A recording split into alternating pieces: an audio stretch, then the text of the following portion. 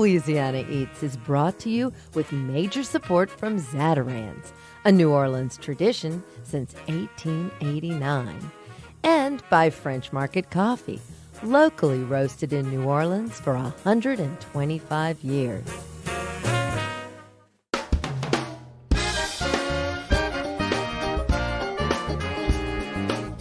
From WWNO New Orleans and our studios in the Southern Food and Beverage Museum, this is Louisiana Eats.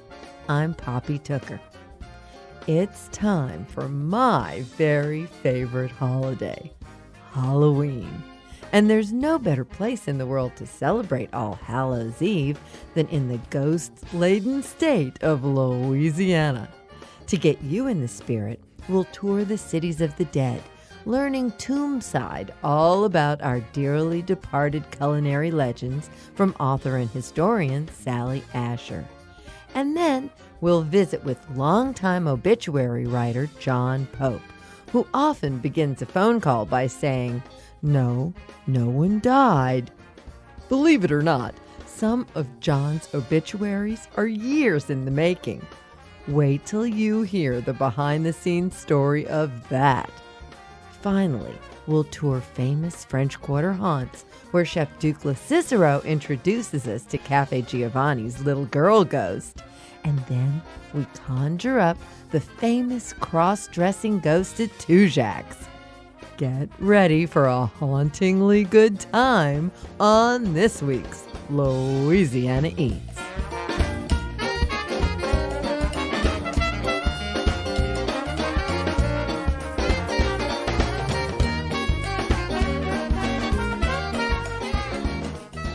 For almost 300 years, New Orleans has been populated by fascinating characters whose stories sometimes follow them well beyond the grave. Author, photographer, and historian Sally Asher is an authority on New Orleans' cities of the dead. She's the author of a fascinating historical account of the city's dead in Stories from the St. Louis Cemetaries of New Orleans. We took a walk through St. Louis No. 3 with Sally to learn about the arcane rituals of the dead in New Orleans while visiting a few of the cemeteries' immortalized inhabitants. Well, we're standing in St. Louis No. 3, and we came to St. Louis No. 3 because there's sort of a restaurant row in essence here. Let's visit these tombs and tell me who's in them. Well, right when you enter the entrance of St. Louis No. 3, on the left side, it's known as the Chef's Corner, for 3 local chefs named, but actually only one chef lives here, and that's Jean Galatois. Well, St. Louis No. 3, they say, out of all the cemeteries, is the most, city of the dead, and that they used to say these were rows of houses. So he is in his own special house, and he has one of the best views, just like his restaurant, the place to, see and be seen, that's Jean Galatois' tomb. So, of course, the reason that we have these cities of the dead is because our water table is so high. So maybe you could take us back to the earliest days and explain how they discovered this and what it might have been like before they started building the cities of the dead. Basically, it was kind of done by class system at that time. If you could afford to be buried above ground, the earliest burials, which were done in the French Quarter, were below ground. And it was very common during a heavy rain or storm for former loved ones to pop up and sometimes make their appearance on the French Quarter streets. And so that's when they started, roughly at that, when they demolished the St. Peter Street Cemetery and we went to St. Louis No. 1, they were predominantly above ground. Now out in Potter's Fields, which was located in this area, in the Mid-City area, it was still below ground. And they have recorded diaries and newspaper accounts of people would have to stand on the coffins. Men would go and stand and wait for them to have the mud fill up. And they would keep popping up and popping up. And the widowed mother or wife would throw themselves down and they could not be buried. And even during that time out in Potter's Field, they were not done above ground. They were buried below ground, which was a sign of class and status, which is another one of the reasons why the Benevolent Society tombs started, so people could be buried above ground and would not be reappearing days or years down the road. As we wound our way through the cemetery's above-ground vaults, Sally happened upon the memorial of an infamous 19th century shipwreck that carried some unique New Orleanians in tow. But what was unusual about that one trip, it was the one trip that they wrote about, because when they left New York Harbor, it was filled with all these prostitutes. Because 3 of these local madams, or actually it was more than 3 really prominent ones, but probably about half a dozen madams, it was common for them to go to New York and to the east to pick up prostitutes to fill the brothels for the winter season. So a lot of the really fine prostitutes would winter here in New Orleans. So they were coming back from their trip with, it ranges between 60 to 90 prostitutes. And then we had the French Opera Company, and then we had a French circus on this boat, as well as with James Gallier. So it was already notorious by the time it left the harbor, and then it sunk in a hurricane. It sunk in a hurricane October 1866. Yeah, it's a lot different. You think about the Titanic, how you go down, you're in the lifeboats. And this was like being in this violent washing machine where a lot of people died from being decapitated, being hit in the head, because there's just debris falling everywhere. And so while in some cases it saved your life, people were holding on to, parts of the ship to live. In other cases, that's what's killed them, from being struck by the falling debris. And there was 5 lifeboats had survived. Only they think just one woman. There was no women and children first, because apparently a lot of the workers were scabs and they refused to hire union men. So it was a lot of the men, the crew had claimed the boats for themselves and were threatening passengers, like they would strike them or hit them if they tried to get into the boat. And then all the different boats went in different areas, and they were out, and some were out in the open sea for 5 days with no provisions. Oh my gosh. And the saddest one was, there was one that carried one, third mate who had passengers. He was the only one that had all passengers, and they all died. Oh. Some went crazy and threw themselves over the boat, and there was 2 young girls left, 16, 19. They were both prostitutes, and they just got to shore. They had gotten to shore, they were making it, and the waves came over, and the third mate fell out, and his feet touched the ground. And he's like, we're safe. And the women were so exhausted and worn out that they got thrown out to sea. And they died just yards away from the shore. And they found one and buried her. And the other one, all they found left was her perfectly formed foot. The sharks ate her. They said that God sunk the ship because it was loaded down with iniquity. What an incredible project. I mean, the cities of the dead in New Orleans are teeming with stories and people. And I think New Orleans, it's so unusual, and people are so enraptured by, the beauty of some of these cemeteries. Even the decay is just amazing. It's unique, that they tend to forget that there are people who are buried in here, and these people had a really strong imprint on New Orleans. And I feel like if you can know the people and know their stories, it will give you even a greater respect for the cemeteries. And it means a lot more to be walking up and down these aisles and knowing who these people were and what they did and what they achieved, than simply looking at a beautiful tombstone. Or sometimes passing a very modest one and not realizing the significance in it. So as we walk along, tell us what it would have looked like here on the big day. Tell us about All Saints and All Souls Day, New Orleans style. Well, All Saints Day, which happens on November 1st, the day after Halloween, was always looked upon as a chance to pay your respects to the dead. People would come in and they would wash the tombs, they would lay flowers, they would pull weeds. And it wasn't just a day kind of cleaning, of preparation, it was also a celebration. And there was kind of 2 divided parties where people got a chance to dress up and wear their finery, and some people was very much a fashion show. They got to wear the latest fashions, where other people would be dressed very shabbily and in deep mourning. But outside, they would sell sweet potato pies, there would be candy, there would be flowers. The flower shops would start advertising just a few weeks in advance. You can go through some of these old advertisements for flower specials for All Saints Days.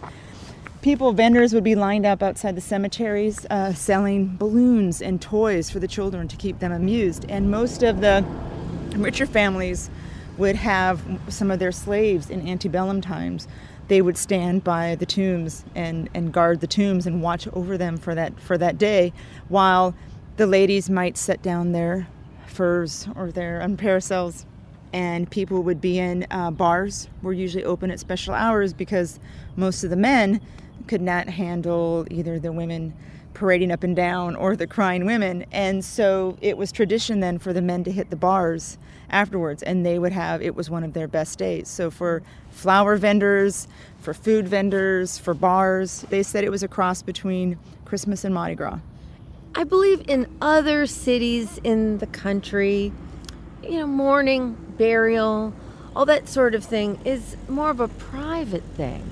But here in New Orleans, we just do it up, don't we? And that's been going on. We do it up, and it seems to be, definitely after the Louisiana Purchase, when those Protestants came into the city, people tend to absorb their culture.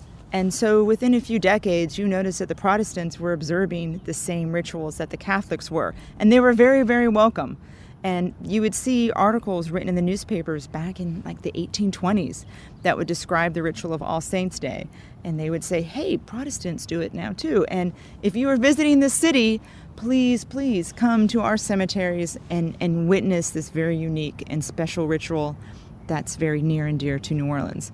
And so they were welcoming people and brought them in.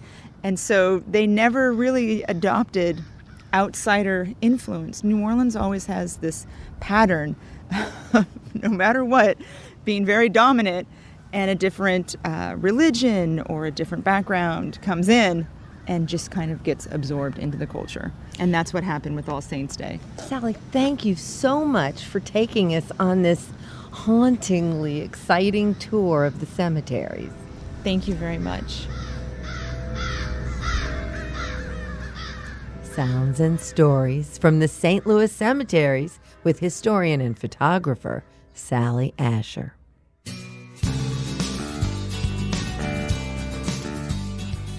When we come back from a short break, we speak with Times Picayune obituary writer John Pope, author of Getting Off at Elysian Fields.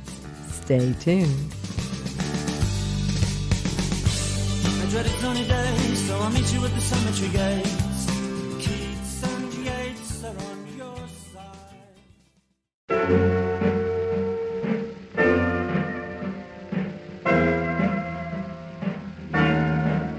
I'm Poppy Tooker, and you're listening to Louisiana Eats, edible content for Louisiana food lovers.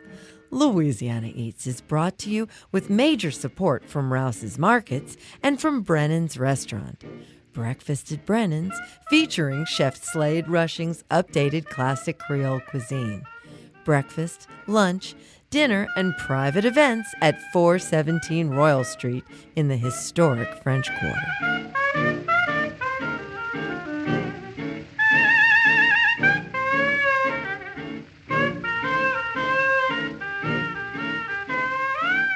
For over 35 years, Times Picayune staff writer John Pope has marked the deaths of countless New Orleanians with his well-researched and poignant obituaries.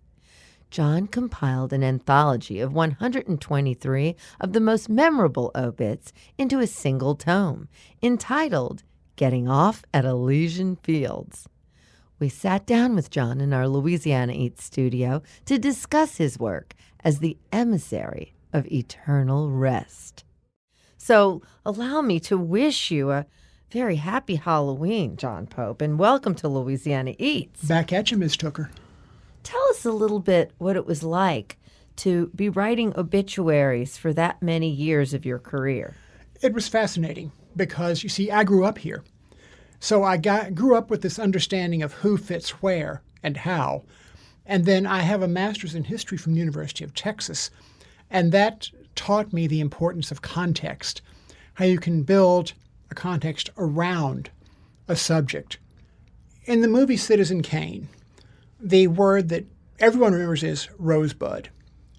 And so when I started doing these obituaries that were in really profiles, I used that as my idea to try to find the key to character, just as the man in Citizen Kane was trying to find out what made Charles Foster Kane tick.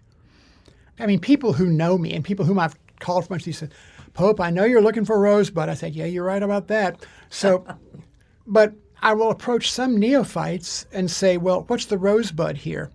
What's that? It's the key to personality. It's sort of armchair psychoanalysis. I tell stories for a living. What better story than somebody's life, especially if it's a life that, in my terms, punches my quirky buttons. It makes me think, oh, who knew? Well, you did find some very interesting stories, John, and sometimes you found out some great surprises. Well, I'm a reporter. I ask questions.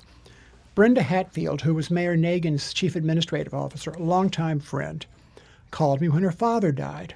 And I expressed sympathy. And he had been a letter carrier for years and years and years. And he had a degree in chemistry, I think from Dillard, but because he was an African-American man in the 50s and 60s, being a letter carrier was about as good as he could hope for. It was civil service. So we talked about how he loved his patrons, remembered birthdays, and on and on. I said, okay, Brenda, what else you got? She said, well, Pope, in World War II, he was a spy. And I said, cool. A spy? And we were off to the races. Yeah, he had been in he was one of the few African Americans in the counterintelligence corps, and he was assigned to pubs along the English Channel, probably where other black GIs went, to see if word of D-Day was leaking out. And he was also one of the first, if not the first, African American members of a presidential security team for one of President Roosevelt's trips overseas. And the stories just kept coming, and the payoff came after the funeral. Brenda got back to me and said folks were coming up to her and her brother saying, you never told us this. She said, you never asked. Oh, but you ask all the right questions. And often you're asking those questions in advance. A lot of the time. I think a lot of people don't know that there are many obituaries sitting in a file of folks who are still walking about and breathing and living. Yeah, it can be strange. I met Edith Stern, the great philanthropist, 3 weeks after I had written her obituary. And then my wife and I walked into a Christmas party in the Garden District, and there were Sonny Norman, the great arts patron, Judge John Minor Wisdom, the hallowed federal judge, and Lucille Bloom, the great music philanthropist, laughing it up and having a wonderful time. I had written all three of their obituaries. I almost had palpitations. I don't think anyone noticed except Diana. Does anybody know that their obituaries are on file? Oh, yes. A few. Betty Carter, a wonderful woman, just deserved an obituary because her life was extraordinary. She was the widow of Harding Carter, the publisher of the Delta Democrat Times. She grew up, her mother was Elizabeth Werlein. There was the Constitution of Mexico that was drafted in her living room when young Betty was growing up. I thought Betty deserved an advance obituary. And one night I had a question of her son, Philip. So I called Philip's house, and Betty answered the phone.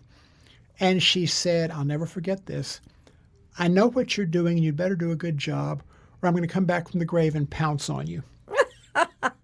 Well, that's very interesting that you mentioned that phone call, because every time you call me and leave a message or even just begin the conversation, it always begins the same way. Hi, Poppy. It's John Pope, and nobody's died.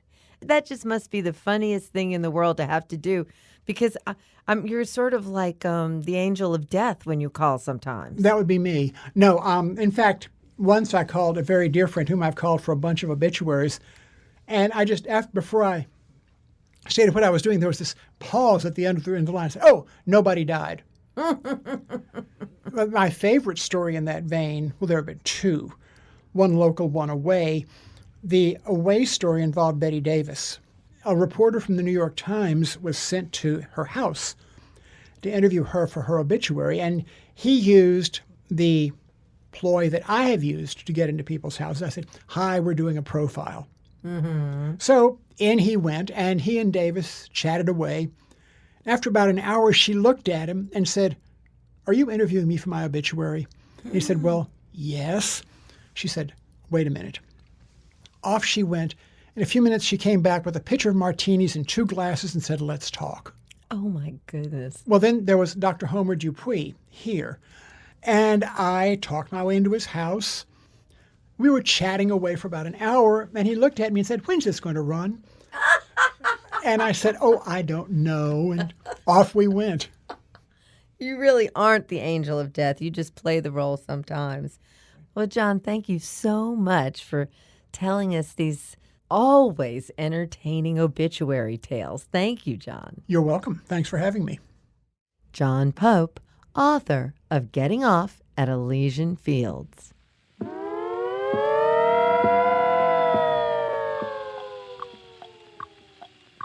Who's there? Who's there? Up there on the stair. Beware, beware. I hear somebody coming up on his toes. Oh, look there he goes. My Mr. Ghost is going to town. New Orleans' French Quarter has been home to more than its fair share of spooky stories, filled with tragic and unsavory characters. What you may not know is that these long-perished villains and heroes continue to materialize regularly at their old haunts, terrifying and delighting denizens and tourists alike. Possessing a keen interest in legends, myths, and folklore, Barbara Sillery has researched the stories behind these tethered spirits for her book, The Haunting of Louisiana. We joined Barbara on an overcast October morning to learn more about the quarter's ghostly residents.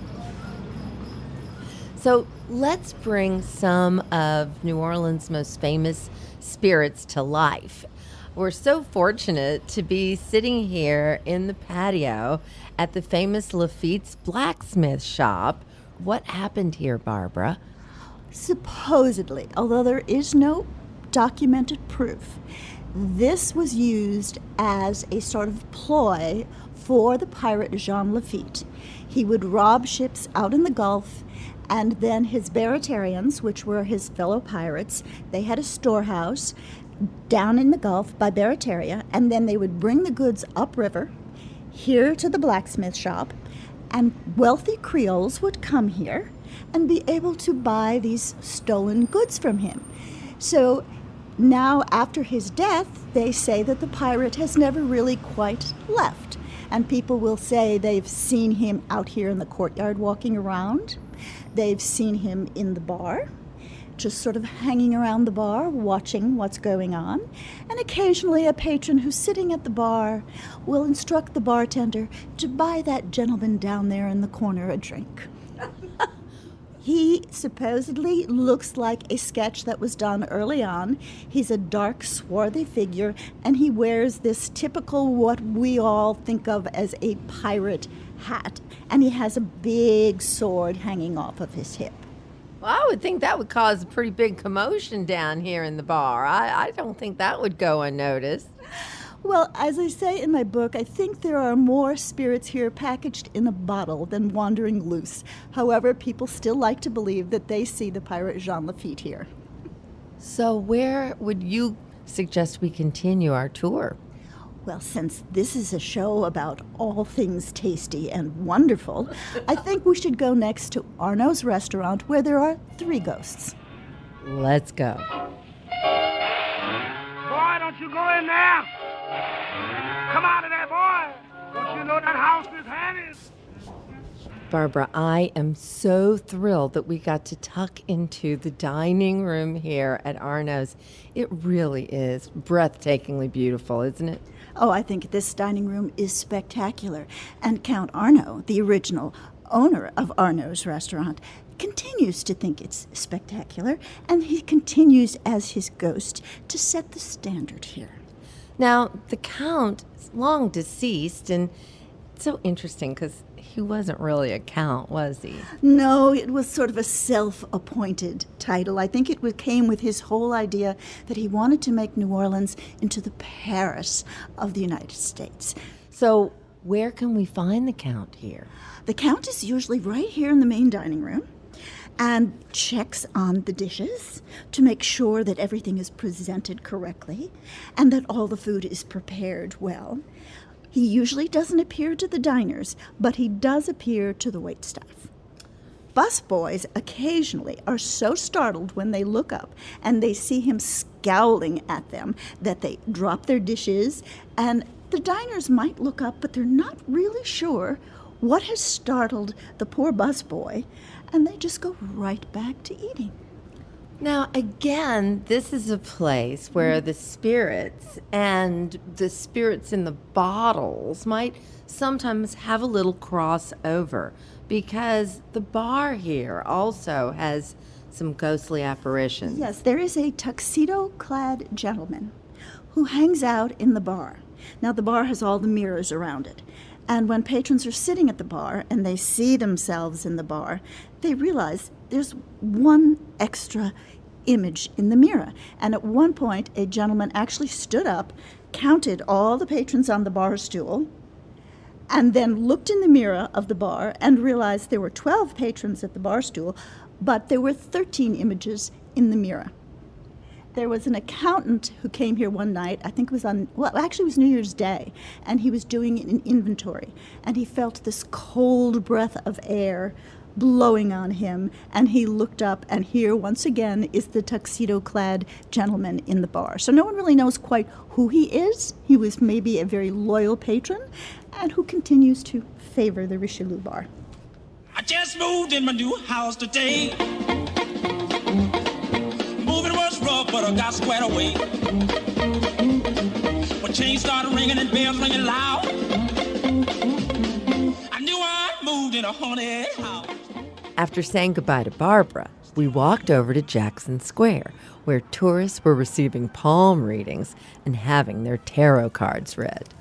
The next stop on our French Quarter tour, Restaurant Tableau, home to some of the more helpful ghosts in the city. Tableau, in the overall scope of New Orleans restaurants, is a relatively new restaurant. It's connected to Le Petit Theater, which of course is America's oldest community theater. Tell us about what has been going on here for eons, because do you know the year that Le Petit was founded? I believe it started as the Drawing Room Players, and it was 1922. But the building sits on a site of a much older building that was built actually in 1789, but it burned to the ground in 1794. And then it was rebuilt in 1797 as the last residence of the Spanish governor of Louisiana, Don Manuel Gayoza. So it kind of has an interesting history. And then it actually became a Union hospital for Union soldiers during the Civil War. Civil War. And that must be, it's my guess, when the trouble starts. I really think so.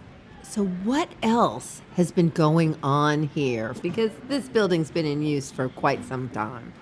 Well, there is a rather helpful ghost. Her name is Caroline, and she's said to have been an actress that fell from the catwalk. And there's different stories surrounding how she fell from the catwalk, but apparently she was wearing no clothes when she fell from the catwalk because it was slightly a torrid thing going on up there on the catwalk. But regardless, she's a very, very helpful ghost. And it's said that on the third floor of Tableau, there used to be the storage for props for the theater.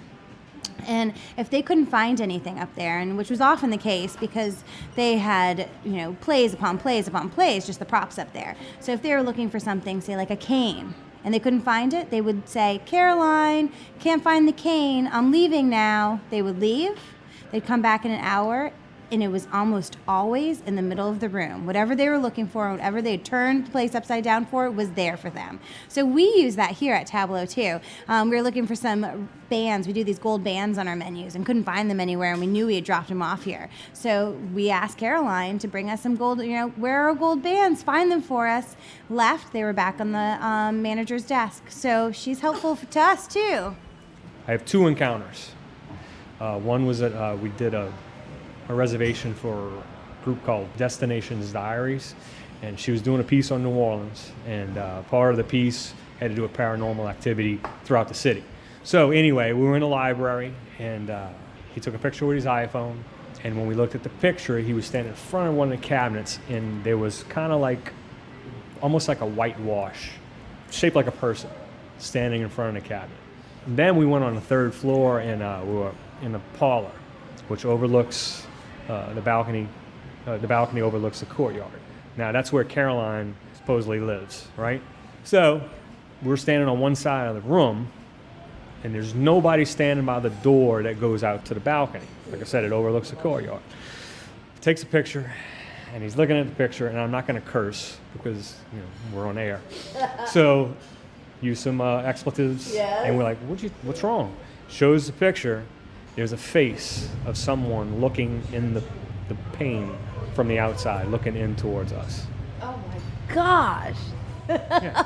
So when I close this place and I'm on the third floor, I turn the lights out, I'm not going back in there. Yeah, no. Unless the lights are coming back on, and I'll do that. The other story was this: when we're arming the system to get out of the restaurant, which we do every night, put in our alarm code, and you got to wait, depending on your luck, for it to go through the entire building and it'll arm the system for us. So anyway, I type in the code, and then we both heard something in the theater.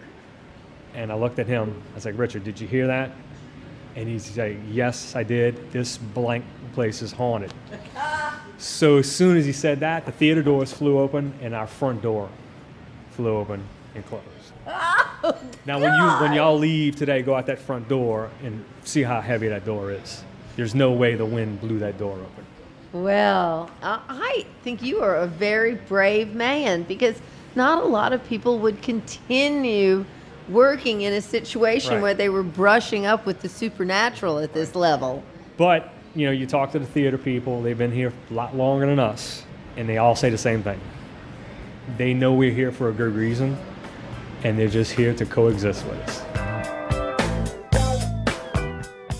That was Wesley Jansen, marketing manager for the Dickie Brennan Restaurant Group, and Kelly Fiorella, assistant general manager of Tableau Restaurant. I feel like never told you the story of the ghost that I once knew and talked to.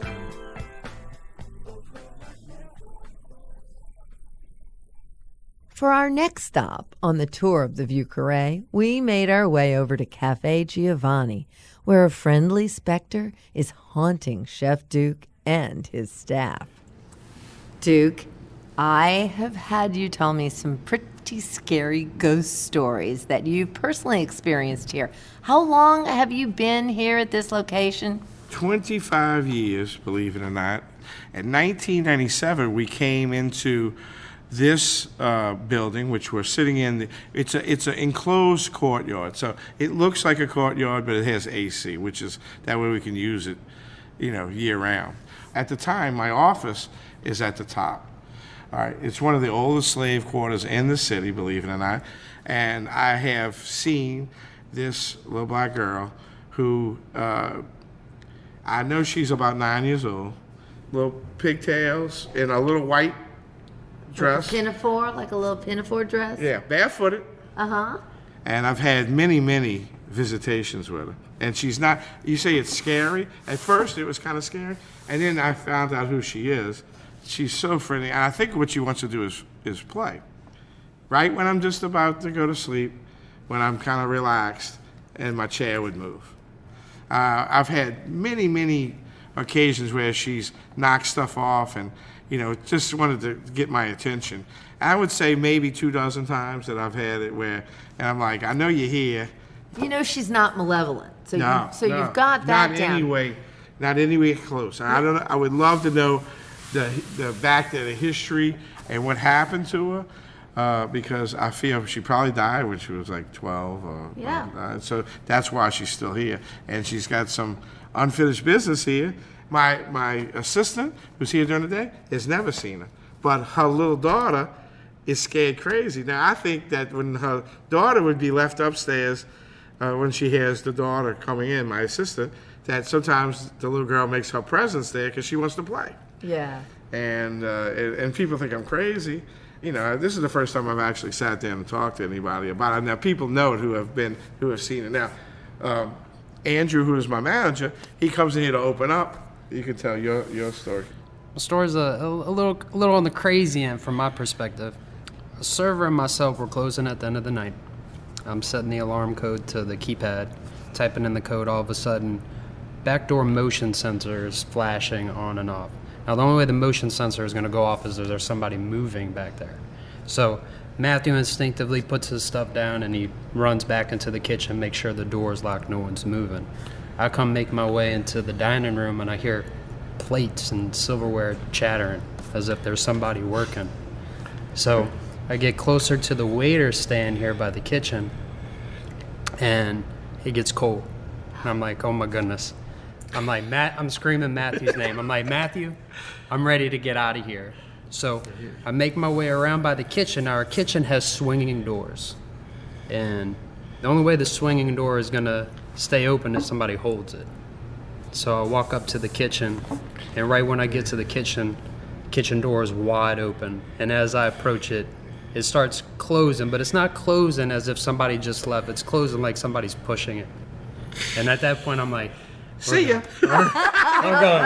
I'm leaving. All that hair on your head stood right up? Right up. I mean, right now, my hair is standing up just thinking about it because I've never experienced anything like that before. And to witness it and hear it, it was very real. I was like, whew. The coldest thing is because you know how hot it is in the kitchen, but the coldest thing kind of goes through you. Mm-hmm. I don't know if they want you to know, but it's a sensation that I can't tell you about, because it's not like you want to put a coat on. It's like, whoa, somebody kind of like, it's like in the heat, in the humidity, and then this real cold air comes through you, and it's a chill. It's more, that's it. It's a chill more than it is like somebody putting a fan on you. But you know that there's something else there. Like, she felt really safe with him to show. And she probably was just running around trying to get his attention. She's like, where are you going? I want to play. That to me is when she wants to play is when she gets your attention. Chef Duke Locicero of Caf Giovanni.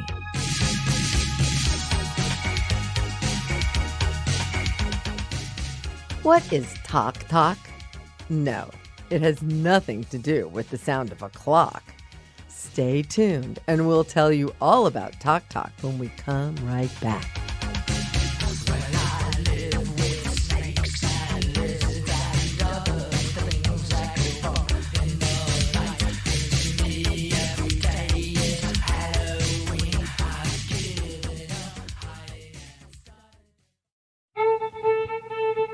I'm Poppy Tooker, and you're listening to Louisiana Eats, edible content for Louisiana food lovers.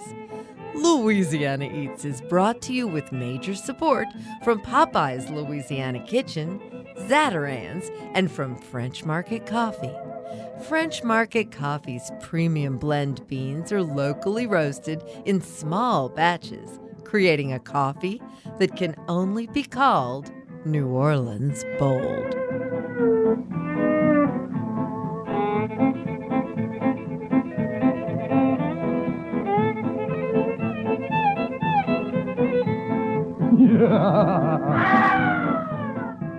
Here's this week's culinary quiz question, brought to you with support from Popeye's Louisiana Culinary Institute. What is talk? Talk, which is spelled TAC-TAC, is Cajun for popcorn. That's because of the tock sound popcorn makes when it pops. At Halloween time in Cajun country, a favorite treat of trick-or-treaters are popcorn balls made with traditional cane syrup called boule de toc.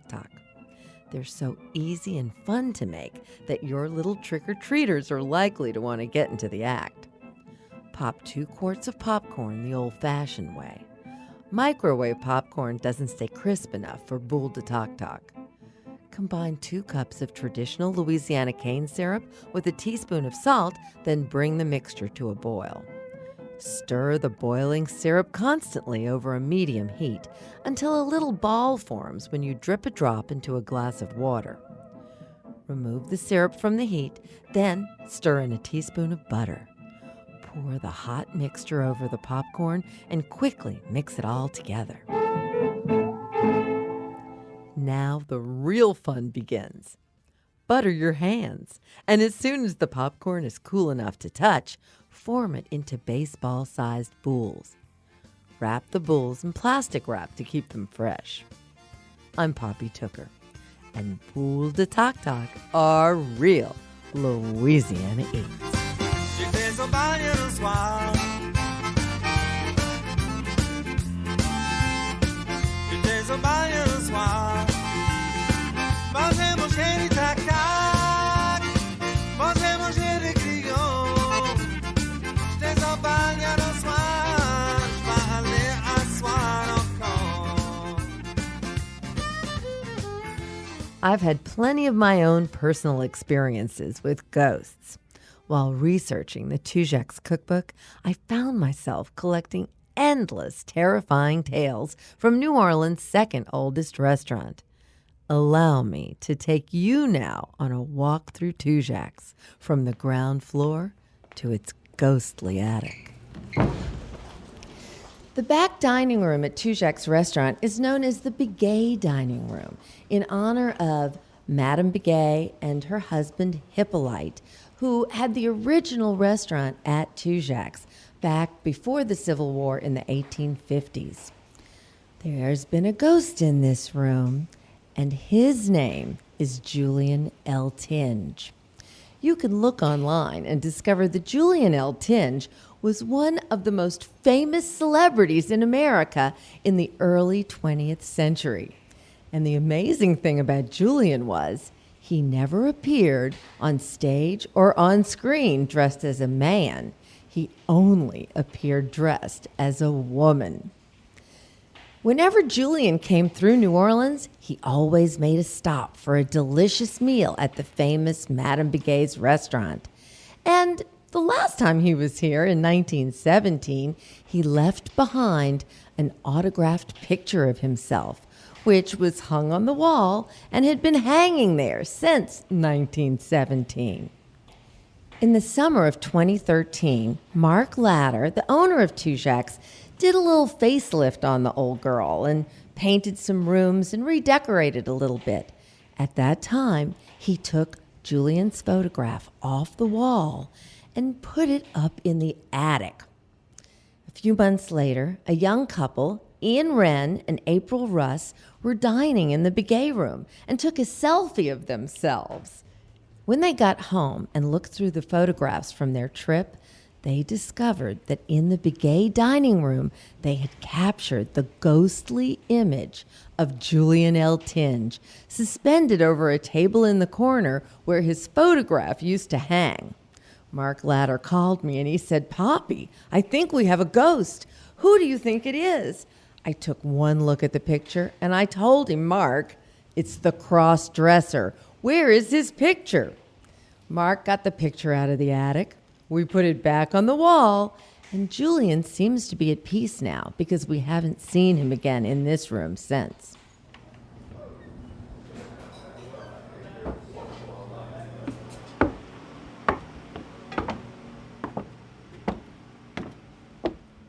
This is a place that nobody who visits Tujague's usually gets to go. It's the site of Madame Bigay's original kitchen on the second floor of the restaurant on the corner of Madison and Decatur. Here, she created the meal we know today as the brunch. Madame Bigay died in 1906, but after her death, the restaurant continued as before. That's because she had a young kitchen assistant whose name was Francois Lafarge Laporte, and later Bigay. She knew the recipes, and she ended up marrying Monsieur Bigay.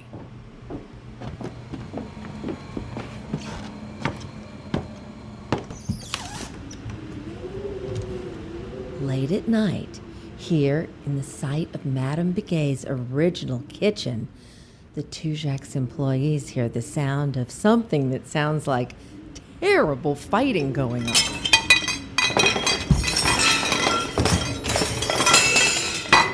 Perhaps the first Madame Bigay had an inkling that Monsieur Bigay had a shine for her young kitchen assistant even before she passed away. We suspect the two madams are still battling it out in the kitchen on the second floor at Tujague's restaurant.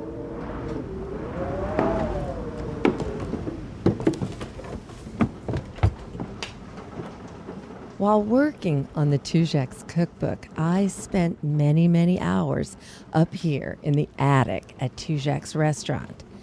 I was never afraid because I think that the Tujague spirits have been on my side helping me the whole time. During the process of researching the book, I had looked exhaustively for images of the former owners, but the Castets and the Tujagues, they were missing. 6 weeks before the manuscript was due, I came up to the Tujague's attic and found everything I was looking for. All of their pictures were up here, mysteriously waiting for me. And then the manager told me a true story about something that happened to a customer here. A gentleman had entertained and had a lovely dinner party where they had drunk a lot of expensive wines and had a wonderful, wonderful time. When dinner was over, the gentleman asked the manager, "Can we have a look around?" And the manager said, "Sure, go help yourself." A week later, the man was back, and he came to the manager and he said, "Mister, you've got to accept my apology. Remember you said we could have a look around?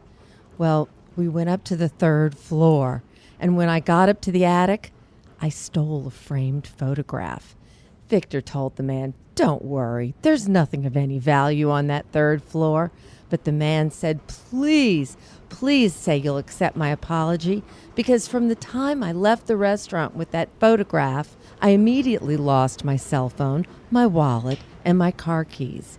In the week hence, my best friend has had a stroke and he's in the hospital, and my wife was in a car wreck. So before I even came to ask for the apology, I put that picture back exactly where I found it. So please accept my apology." Well, I accept his apology, and I think the ghosts at Tujague's do too. All I think happened was they wanted to make sure that I had all of their pictures and all of their stories straight for the Tujague's cookbook. That's our tour of Tujague's restaurant. To learn more about its history and the cross-dressing ghost, pick up a copy of my book, Tujague's Cookbook, Creole Recipes and Lore in the Grand New Orleans Tradition. I'm gonna tell you a story, strangers in my sleep, of so many voodoo people and the witch queen of New Orleans. That's it for this week's edition of Louisiana Eats, edible content for Louisiana food lovers. Join us next week when we talk with Joanne Clevenger, revered restaurateur of the Upper Line. We cleaned it all out. Where the bar is, there was a papier-mâché grotto with stalactites. So it was a lot of work. Miss an episode of Louisiana Eats? Hear today's show or catch up on previous editions anytime online at itsneworleans.com, where you can also subscribe to the podcast and take us with you wherever you go. Louisiana Eats is made possible with major support from Popeye's Louisiana Kitchen, Zatarain's, French Market Coffee, and Rouse's Markets. Additional support for Louisiana Eats is provided by the Shreveport-Bossier Convention and Tourist Bureau and from the Palace Cafe, home of crab meat cheesecake and white chocolate bread pudding in the historic Whirline Music Building on Canal Street. Original theme music by Johnny Sketch and the Dirty Notes. big thanks to producers Joe Schreiner, Sarah Holtz, and Reggie Morris. Come visit us anytime in our Louisiana Eats studios at the Southern Food and Beverage Museum. I'm Poppy Tooker. Louisiana Eats is a production of WWNO and the University of New Orleans.